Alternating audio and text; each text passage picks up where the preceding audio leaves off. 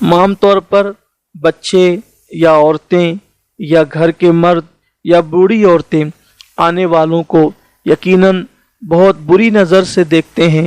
یاد رکھیے، اگر کوئی مجبور ہو کر ہمارے دروازے پر آیا ہے تو اسے بری نظر سے نہیں دیکھنا چاہیے۔ پہلے تو یہ سوچنا چاہیے کہ اس کو اللہ نے بھیجا ہے تاکہ ہم اس کو کچھ دے کر نیکی حاصل کریں، اس کو صدقہ دے کر اپنے سے بلائیں دور کریں، اس لیے کہ اللہ کا کتنا کرم ہے ان پر جن کے دروازے پر لوگ لینے کے لیے آتے ہیں۔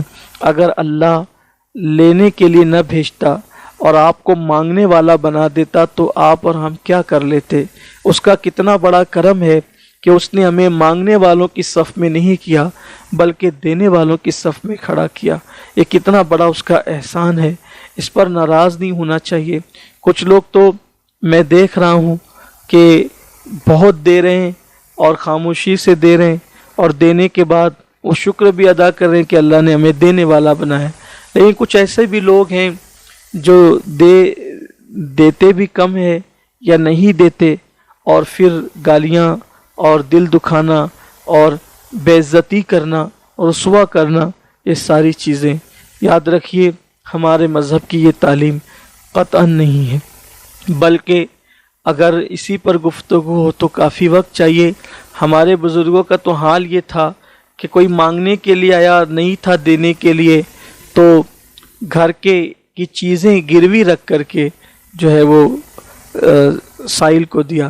بلکہ حضور اکرم صلی اللہ علیہ وآلہ وسلم کا جو اکثر قرضہ آپ نے اکثر احادیث میں سنا ہوگا اور سیرت میں پڑھا ہوگا کہ حضور علیہ السلام کا فلاں یہودی جو ہے وہ حضور علیہ السلام پر فلاں یہودی کا قرضہ تھا، فلاں یہودی کا قرضہ تھا، تو آخر جس کے پیٹ پر جو ہے وہ 2 پتھر بندھے ہوتے تھے اور جس کے گھر میں 3 مہینے چولہا نہیں جلتا تھا، اس کو قرضہ لینے کی ضرورت کیوں پیش آتی؟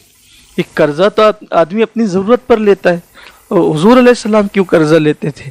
حضور اکرم صلی اللہ علیہ وآلہ وسلم کا اکثر قرضہ اس لیے ہوتا تھا، اس کی وجہ یہ ہے کہ جو حضور کی آمدنی آتی تھی وہ فوراً غریبوں میں، مسکینوں میں، یتیموں میں، ضرورت مندوں میں تقسیم ہو جاتی تھی۔ وہ تقسیم ہونے کے بعد جب مزید لوگ مانگنے کے لیے آتے تو اللہ کے رسول علیہ الصلاۃ والتسلیم اب اس کو نہ کہنے کی بجائے کسی سے قرضہ لیتے اور اس کی جھولی بھر دیتے، یا کسی دکاندار کے پاس جاتے فرماتے اس کو جو لگ رہا ہے وہ دے دو، وہ میں ادا کر دوں گا۔ اس طرح سے آقا کریم صلی اللہ علیہ وسلم پہ قرض ہوتا تھا۔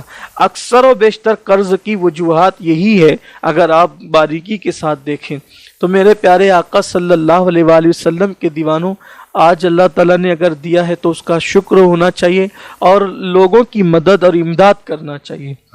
تو عرض یہ کر رہا تھا، جب کوئی آئے تو اس کے ساتھ اچھا سلوک ہو، اس کا دل نہ ٹوٹے، اس کے دل کو تکلیف نہ ہو، اس کے دل کو اذیت نہ ہو، ان چیزوں کا ہمیں بھرپور خیال رکھنا چاہیے۔